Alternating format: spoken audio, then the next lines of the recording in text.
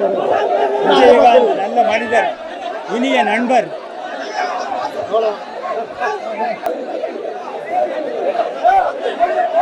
இனிய நண்பர், அன்பு நண்பர் கேப்டன் விஜயகாந்த் அவர்களுடைய மறைவு என் இதயத்திலே ஈட்டி போல தாக்கியது. நான் இதை போன்ற ஒரு சூழ்நிலையில் நான் எந்த இடத்திற்கும் இதை போன்ற சூழ்நிலையில் நான் எங்கும் வருவதே இல்லை. ஆனால் இன்று காலை வெளிநாட்டில் இருக்கக்கூடிய என் மகன் STR, அப்பா எப்படியாவது கேப்டன் மறைவு அவருடைய மனதை வாட்டுகிறது. நான் வெளிநாட்டில் இருக்கின்றேன், என்னால் விமானம் பிடித்து வர இயலாது. உங்களுடைய சூழ்நிலை எனக்கு தெரியும், நீங்கள் சொல்வது கடினம் இருந்தாலும் எனக்காக நீங்கள் காதல் அழிவதில்லை படத்தின் தொடக்க விழாவிற்கு வந்தவர் இந்த கேப்டன். அது மட்டுமல்ல, நடிகர் சங்கத்திலே தலைவராக இருந்தபோது சிலம்பரசனை தட்டி கொடுத்து வளர்த்தவர் கேப்டன் என்ற காரணத்துக்காக. அப்பா, எனக்காக நீ எப்படியாவது தேமுதிக தலைவர், ஒரு அரசியல் கட்சி தலைவர், லட்சத்திமுகவின் தலைவராக நான் இங்கே வரவில்லை. ஒரு கலைஞனாக, ஒரு நடிகனாக, ஒரு மனிதன், நல்ல மனிதன், ஒரு தலைவன், ஒரு திரை உலகத்திலே நடிகராக உதயம் எடுத்து புரட்சி கலைஞராக மாறி கேப்டன் என்ற பெயர் எடுத்து ஒரு தேமுதிக என்ற ஒரு கட்சியை உருவாக்கி தமிழ்நாட்டின் சட்டசபையில் எதிர்கட்சி தலைவராகி தனக்கென்று ஒரு தனி முத்திரையை பதித்த அவர் ஒரு தலைவன் என்பதை மீறி ஒரு நல்ல மனிதன் என்ற பெயர் எடுத்தவர். இன்றைக்கு அப்படிப்பட்ட அவருடைய ஆத்மா சாந்தி அடைய எல்லாம் வல்ல இறைவனை பிரார்த்திக்கிறேன். அவரை இழந்து வாடும் ரசிகர்களுக்கும் அவரது தொண்டர்களுக்கும் அவருடைய குடும்பத்தாருக்கும் என்னுடைய ஆறுதலை தெரிவித்துக் கொள்கிறேன். அவருடைய ஆத்மா சாந்தி அடைய எல்லாம் வல்ல இறைவனை பிரார்த்திக்கிறேன். அமைதி, அமைதி, தயவு செய்து அமைதி. மறைந்து விட்டார் என்பது ஒரு பௌதிக உண்மை. உள்ள தள்ளுவீங்க, உள்ள தள்ளுவீங்க. அவர் தன் குணங்களா, தன் செயலா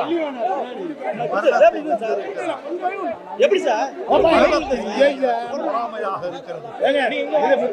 ஒரே கல்லில் மரணம் 3 மாங்காய் அடித்திருக்கிறது. விஜயகாந்த் என்ற ஒரு புது வாழ்வின் தலைவரை அது கவர்ந்து கொண்டது. விஜயகாந்த் என்ற திரையுலக ஆளுமையை அது பறித்து கொண்டது. பொது வாழ்க்கையில் ஒரு நல்ல மனிதன் என்ற உரிமையை அது பறித்து கொண்டு விட்டது. விஜயகாந்த் அவர்கள் மீது எத்தனையோ பெருமைகள் இருக்கலாம். அவர் வாழ்வில் கடந்து வந்த போராட்டங்கள் பேசப்படலாம், அவர் கொடை பேசப்படலாம், கருணை உள்ளம் பேசப்படலாம், அவருடைய அன்பும் மனித நேசமும் பேசப்படலாம். எல்லாவற்றுக்கும் மேலாக நான் அவரிடம் உயர்ந்த பண்பு அல்லது உயர்ந்த சாதனை என்று கருதுவது ஒன்று உண்டு.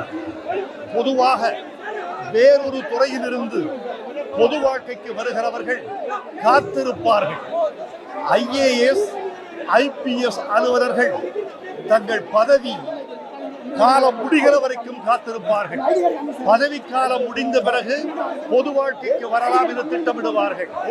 கலைத்துறையில் இருக்கிற கலைஞர்கள் சில தலைகள் மறையட்டும் பிறகு வரலாம் என்று காத்திருப்பார்கள். ஆனால் தான் வாழ்ந்த காலத்தில் கலைஞர் உச்சத்தில் இருக்கிறார், பேராளுமையாக இருக்கிறார்.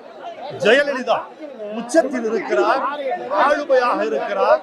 கலைஞர், ஜெயலலிதா என்ற 2 ஆளுமைகளும் உயிரோடு இருக்கிற காலகட்டத்தில் ஒரு பொது வாழ்க்கைக்கு வந்து அதில் வெற்றி பெற்ற ஒரு தலைவராக விஜயகாந்தை நாம் பார்க்கிறோம். எதிர்கட்சி தலைவர் என்ற உயரம் வரைக்கும் அவர் தன் வாழ்க்கையை எட்டி இருக்கிறார். அவர் சண்டை காட்சியில் டூப் போடாதவர் என்று நண்பர்கள் எனக்கு சொல்லி இருக்கிறார்கள்.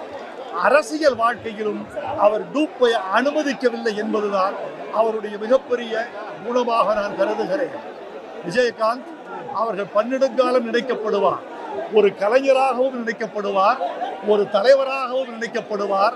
கலை உலகம் கலைஞனாக நினைவு கொள்ளும், அவருடைய பொது வாழ்க்கை தலைவராக நினைவு கொள்ளும்.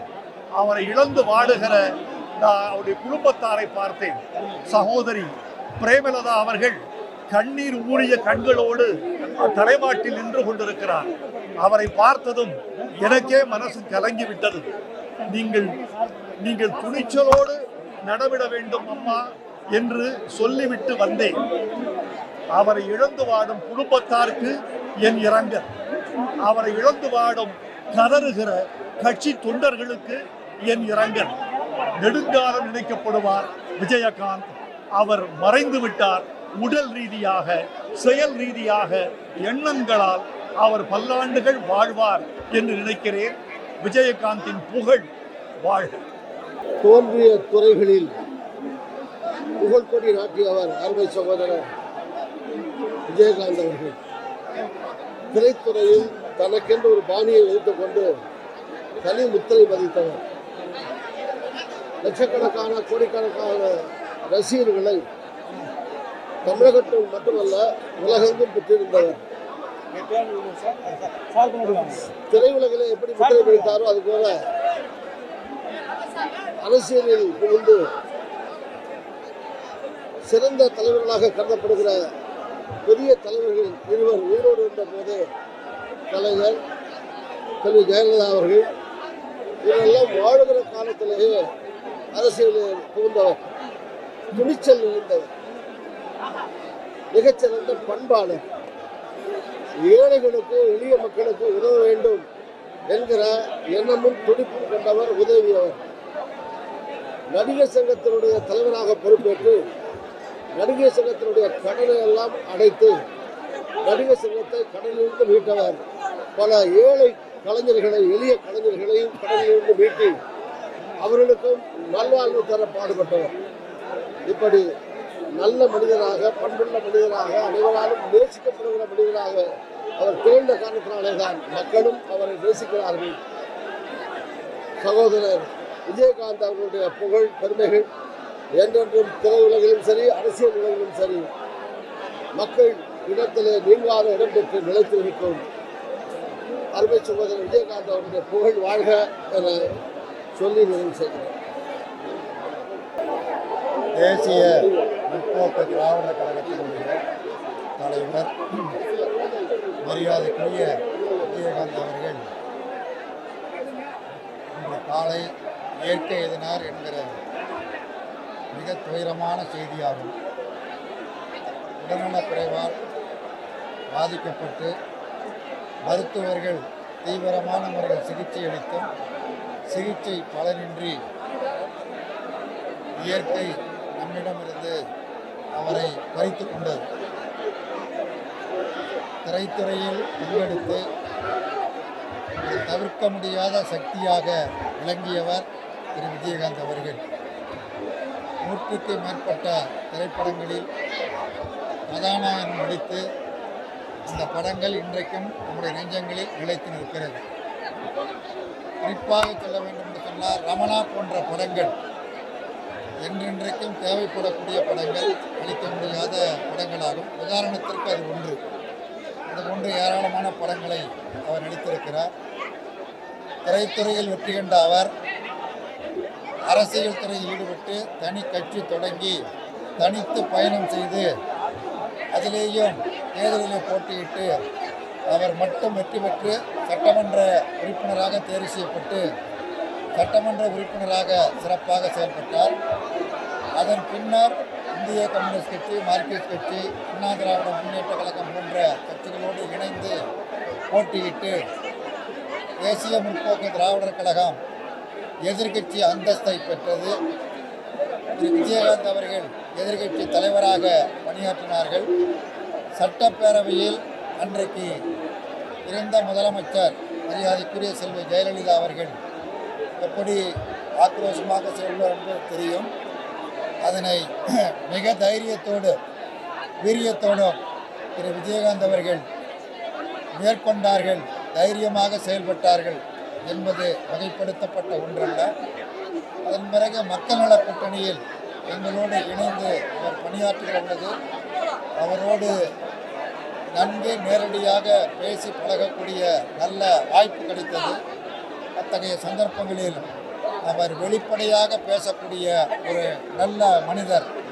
உள்ளொன்று வைத்து புறமொன்று பேசக்கூடியவர் அல்ல. மிக யதார்த்தமாக பேசுவார், யதார்த்தமாக தனது கருத்துக்களை கூறுவார். சரியாக இருந்தால் ஏற்றுக்கொள்ளுங்கள் என்று கூறுவார். அதேபோன்று நன்று பழகக்கூடியவர், எல்லோரையும் மதிக்கக்கூடியவர், அனைவருக்கும் விருந்தோம்பல் செய்ய வேண்டும் என்று விரும்புகிறவர்.